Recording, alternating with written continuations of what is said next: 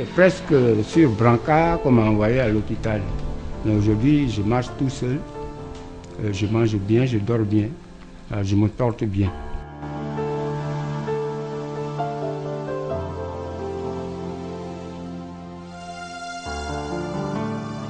Ce matin, j'écoute la radio pour l'émission Tout Paix et je tombe sur quelqu'un qui est en train de me parler de l'argile qui guérit, l'argile qui... faut pas rester à la maison, il faut venir vers l'argilothérapeute qui est à Boutou, qui se trouve à Bassam, il faut venir le voir et tout ça, et que bon, il peut nous aider à retrouver la santé et guérir sur tout ça.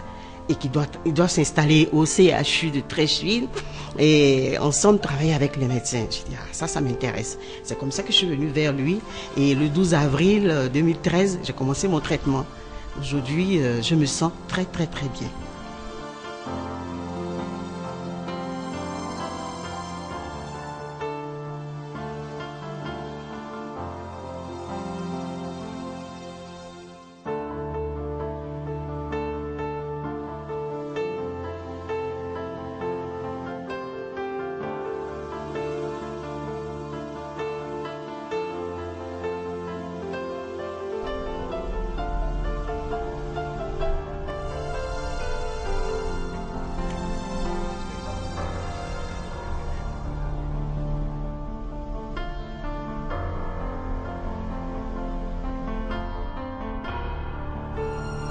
Nous sommes au CHU de Treichville.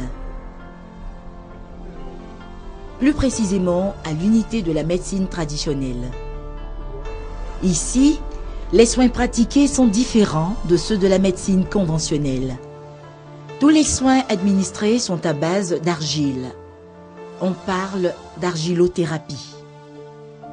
Fruit de la collaboration entre le ministère de la Santé et les praticiens. À travers le programme national de promotion de la médecine traditionnelle, l'argilothérapie, ici au CHU de Treichville, porte un visage. Celui de son promoteur, M. Aboutou Kofi Kwasi, potier de formation, doublé de naturothérapeute. Je me suis guéri d'une intoxication. J'ai guéri mon fils de calculs rénaux. Je suis venu à la télévision. J'ai dit, j'ai de l'argile qui guérit. Et c'est en 2009, un an après, que je suis allé m'inscrire au ministère de la Santé, au programme de la médecine traditionnelle. Selon une étude de l'Organisation mondiale de la santé en 2001, 80% de la population africaine a toujours recours à la médecine traditionnelle pour les soins de santé primaires. Cette médecine suscite donc un intérêt au sein des organisations africaines et internationales. Je suis médecin, spécialiste en santé publique, également spécialiste en pharmacologie des plantes. Il faut dire que la reconnaissance de cette médecine traditionnelle ne date pas d'aujourd'hui. Elle date depuis 1978, lors de la conférence d'Alma-Ata. C'est à la faveur donc de cette rencontre que le ministère de la Santé publique a intégré effectivement la médecine traditionnelle dans son système national de santé. Donc il est question maintenant de créer des structures permanentes. Donc le ministère de la Santé a donc créé le programme national de promotion de la médecine traditionnelle. Depuis 2001, et ce programme a pour rôle de réglementer le secteur de la médecine traditionnelle, d'organiser les praticiens de médecine traditionnelle, de réhabiliter cette médecine et de valoriser les plantes médicinales, les substances utilisées par les praticiens de médecine traditionnelle. Depuis l'indépendance, la Côte d'Ivoire a soutenu et adopté plusieurs résolutions internationales sur le développement de la médecine traditionnelle. La politique actuelle de la Côte d'Ivoire, à travers le programme national de promotion de la médecine traditionnelle, est d'intégrer véritablement la médecine traditionnelle dans le système national de santé afin d'améliorer la couverture sanitaire par des soins de santé au service de la population. Après l'identification, on s'est rendu compte que les praticiens de médecine traditionnelle sont spécialisés en plusieurs catégories. On pourrait citer les naturothérapeutes, les accoucheurs traditionnels, les phytothérapeutes, les psychothérapeutes, les herboristes, les médico-droguistes et puis les kinésithérapeutes, ceux qui font le massage, pour dire que tout est représenté dans cette opération. Le chantier de l'unité de médecine traditionnelle d'argilothérapie démarre à ce stade. Quand je me suis inscrit, le programme m'a dit, ben, dans ce cas-là, il faut ouvrir un cabinet de médecine traditionnelle où tu vas utiliser l'argile pour soigner. Et donc le ministère m'a permis d'ouvrir le premier cabinet qui est au sein même de Aboutou Poterie à Grand Bassam. Puisque l'argile est le premier médicament que Dieu a mis à la disposition des êtres vivants. Parce que les animaux, dans la forêt, se soignent dans les mares d'argile. Un animal blessé sait qu'il faut aller se coucher dans une boue pour se soigner. Les éléphants, les lions, tous les animaux de la forêt connaissent les vertus de l'argile. Et puis, les plantes, on peut les soigner avec de l'argile. Vous avez dans votre verger, par exemple, une plante qui ne donne pas de fruits. Je peux vous montrer comment il faut utiliser l'argile pour que votre plante commence à donner des fruits. Nous avons fait toutes ces expériences-là. Mais d'autres l'ont fait avant nous. Et ils ont écrit, en Europe, en Asie, partout, tout le monde connaît les vertus de l'argile. Et donc je dis, le problème n'est pas d'écrire, mais il faut trouver cette argile qui guérit.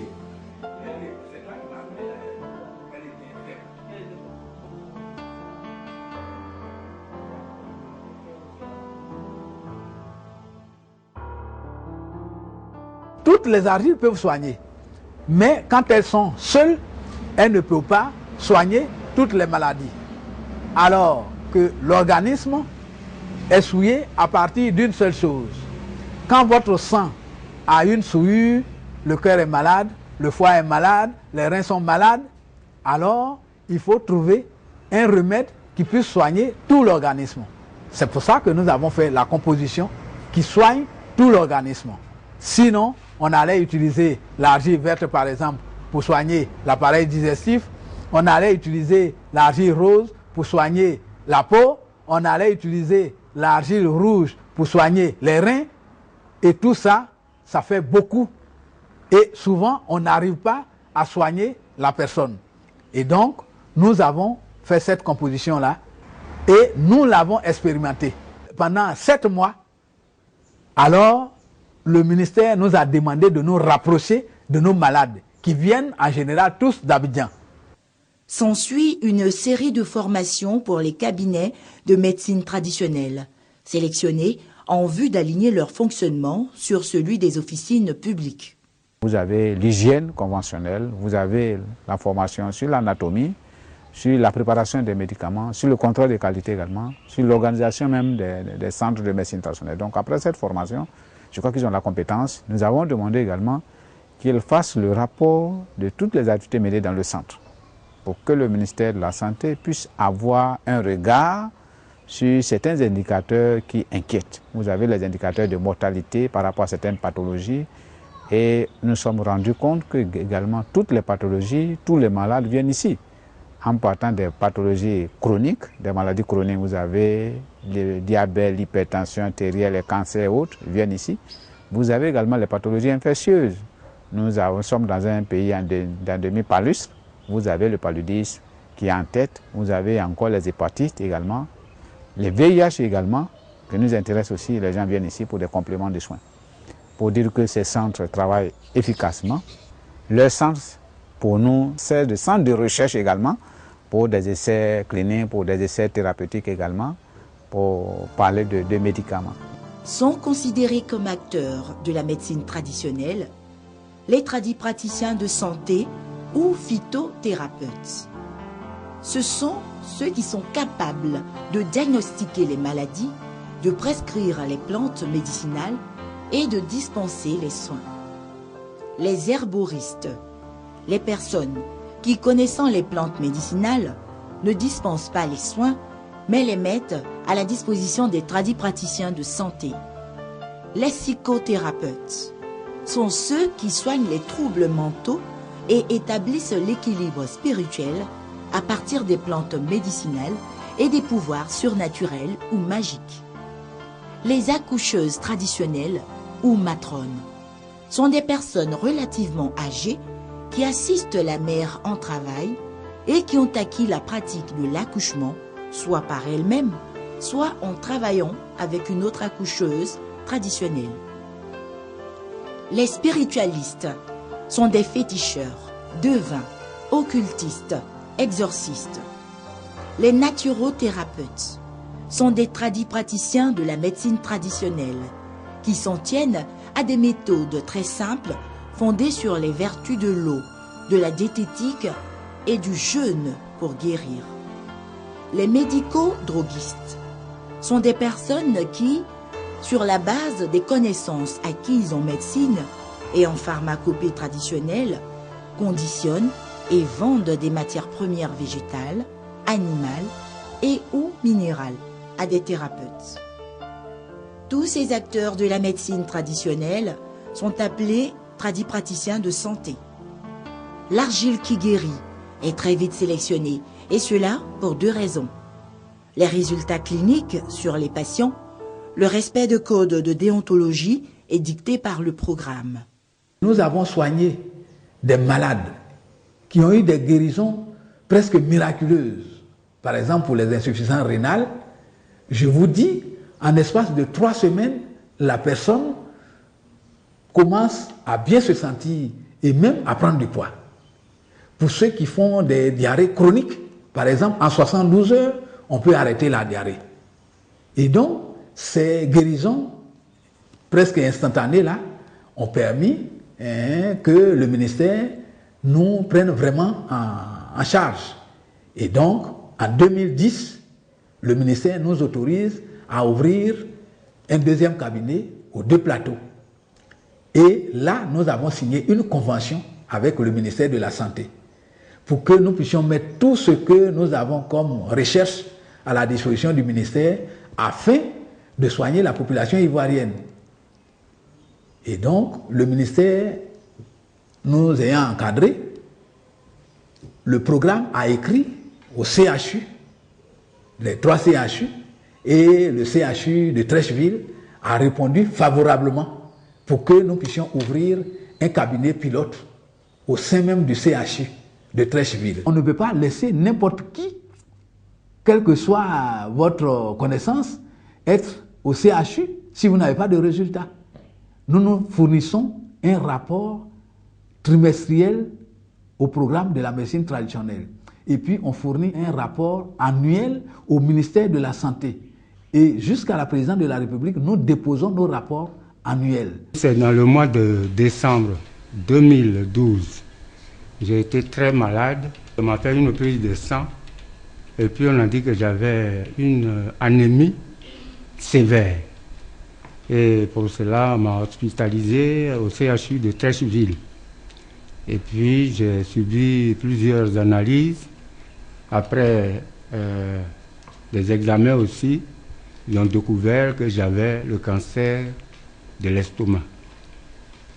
Et quand je suis revenu avec les résultats, les docteurs m'ont dirigé sur la cancérologie.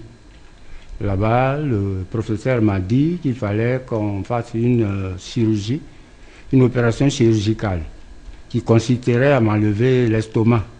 Je lui ai demandé un temps pour aller rassembler l'argent.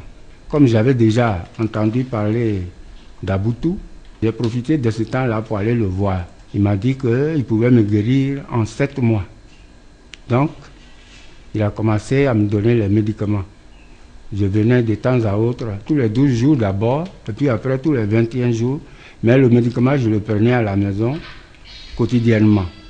Et après 7 mois, en tout cas, j'ai vu que je me porte bien. L'argile a guéri d'autres parties du corps, hein, parce que, bon, à la suite de ces maladies-là, j'avais la main qui tremblait, mais maintenant, j'ai retrouvé la stabilité de la main. Donc, j'ai l'écriture de mon adolescence. Donc, vraiment, je sais que ça guérit. Moi-même, j'étais déjà disposé pour la pratique, parce que je lis beaucoup et j'ai rencontré beaucoup de choses C'est pourquoi, dès que j'ai su qu'il y avait quelqu'un qui pouvait guérir le cancer autrement, je suis allé vers lui. Et c'est là que je vais insister auprès de la population. Toutes les argiles ne sont pas des argiles thérapeutiques. En tant que céramiste, j'ai appris à connaître les argiles. Il y a des argiles qui sont très toxiques, qui contiennent beaucoup d'acide. Et donc, cette argile-là, par exemple, si vous la consommez, vous allez détruire toute la flore intestinale. Et c'est pour ça qu'il ne faut pas prendre de l'argile à tout bout de champ. Tout au plus, aller dans une maison diététique, ils sont sur place. Si vous vous intoxiquez, vous savez où vous vous adressez. Ou alors, aller dans une pharmacie. Votre corps a imbibé beaucoup d'huile. Et l'huile ne pouvant pas se mélanger au sang, qui est de l'eau, alors il faut pouvoir éponger cette huile. Et pour l'instant, l'argile est le seul élément qui puisse absorber l'huile qui est dans le corps. Vous avez par exemple l'éléphantiasie. L'éléphantiasie, c'est de la graisse coagulée dans l'organisme. Vous avez un taux de cholestérol élevé. Seule l'argile peut faire fondre cette graisse dure là, de votre organisme. Et s'il y a de la graisse au niveau du cœur, par exemple, votre cœur commence à grossir et le passage du sang est obstrué et donc le sang ne circule pas bien. Il n'y a que l'argile aujourd'hui. Vous pouvez le vérifier. La NASA, tout le monde, tous ces grands scientifiques, ceux qui vont sur la Lune là, ont fait des recherches sur l'argile. Et donc c'est pour ça que nous parlons avec conviction. Nous avons été documentés. Et donc nous savons que l'argile peut soigner tout ce qui est anomalie dans le corps de l'homme. Je sais que Dieu a créé l'homme à partir de l'argile et que Dieu m'a donné la possibilité de préparer une argile, c'est-à-dire de composer une argile qui guérit. Alors je transpose l'art de la poterie à l'art de la guérison. Tout simplement. Parce que si vous prenez de l'argile qui est en poudre pour façonner une œuvre, et Dieu l'a pris pour façonner l'homme, mais je prends l'argile pour façonner l'organe qui a été détérioré. Et en ce moment-là, l'organe va reprendre sa fonction initiale et on dira que vous êtes guéri. À 4 ans. C'est quand mon frère était malade qu'on a su que moi j'étais drépano, parce que je ne faisais pas la crise quand j'étais née. Moi j'avais toujours les petites crises. Bon, puis les drépano, on dit que le sang, les globules rouges sont déformés. Donc ça fait que le sang ne peut pas bien circuler. Souvent, j'ai les pertes de sang, puis j'ai les rhumatismes. Ah bon, en tout cas, ça faisait très mal. Chaque année, j'étais malade. J'avais les yeux qui devenaient jaunes, j'avais des crises. En tout cas, ça n'allait pas. C'était des semaines d'arrêt de coups. Parce qu'à tout moment, il fallait tomber malade. Un peu de petits bobos, tout ça, ça faisait...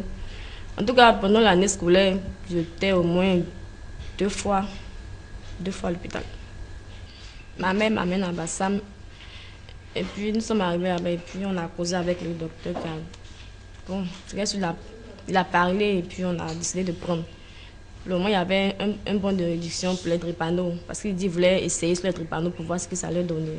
Donc, j'ai essayé. Ça fait 1 an que je prends les médicaments, en tout cas, ça va. Dans la mesure où je ne pique pas de crise. Parce que c'est là qu'est le problème.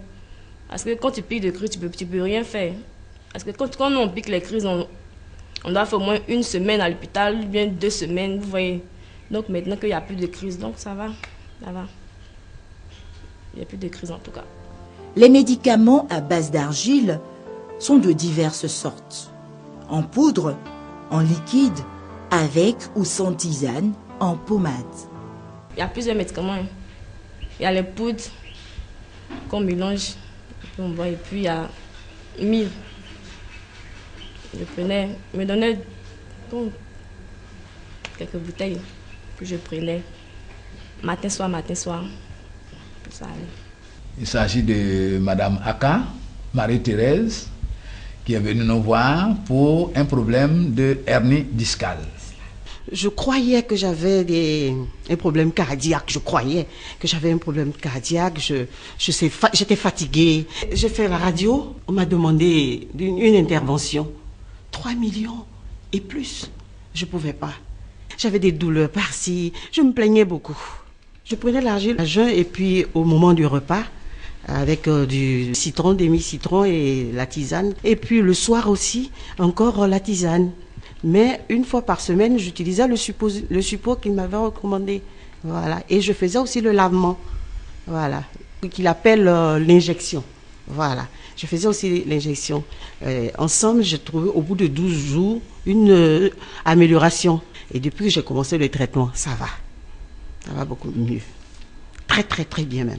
Et c'est comme ça que mes copines, mes amis du quartier ont constaté que j'étais en train d'être encore plus gaie. Et Mati, mais c'est quoi ton secret? C'est quoi ton secret? Je dis, moi c'est l'argile. L'argile qui guérit. Soigner avec de l'argile, ce n'est pas une vue de l'esprit. On arrête d'être dans son salon et des fois dire, oh, qu'est-ce qu'il raconte encore celui-là? Non, non, non. Tous les dossiers médicaux des patients de cette unité font l'objet d'analyse du programme national de promotion de la médecine traditionnelle afin de garantir et protéger la santé du patient. Le fait que nous soyons tradipraticiens au CHU, ça les rassure que désormais on peut aller même au CHU mais se faire soigner avec la médecine traditionnelle. Et donc tout le monde vient ici maintenant confiant.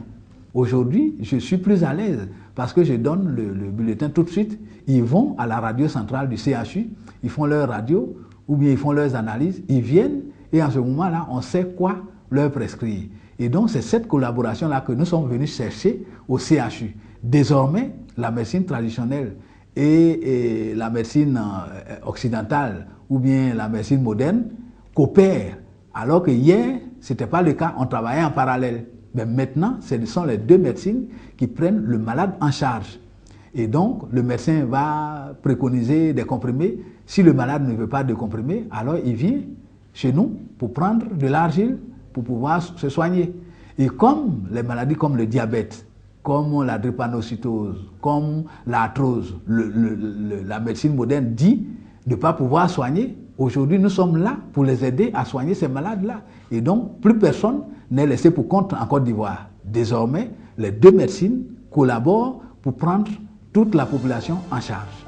La Côte d'Ivoire ambitionne d'intensifier cette politique de collaboration entre la médecine moderne et la médecine alternative, avec la création de centres de soins d'un nouveau genre. Nous voulons avoir des centres traditionnels sur le modèle formation sanitaire à base communautaire, mais spécialisés dans le domaine de la médecine traditionnelle, pour que tout le monde puisse avoir accès. Qu'on ne puisse pas trouver un seul praticien ici, mais qu'on puisse trouver plusieurs spécialités. Et c'est ça, nous verrons à l'intérieur des médecins, des pharmaciens pour gérer le volet médicaments. Vous verrez également des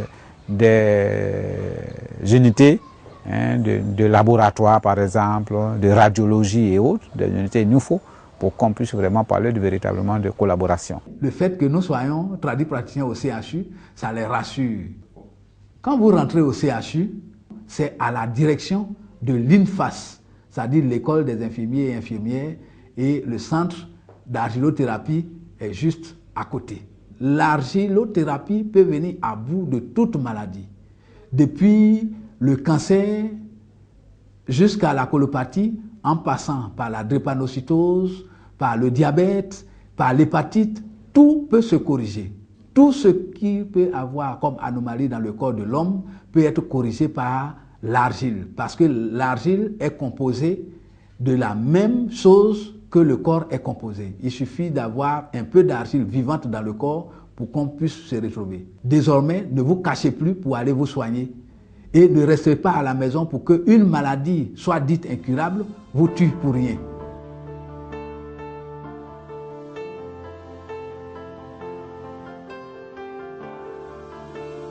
Le programme national de promotion de la médecine traditionnelle, par ses nombreuses actions, contribue énormément à la mise en valeur du riche patrimoine traditionnel ivoirien dans les domaines de la médecine et du bien-être.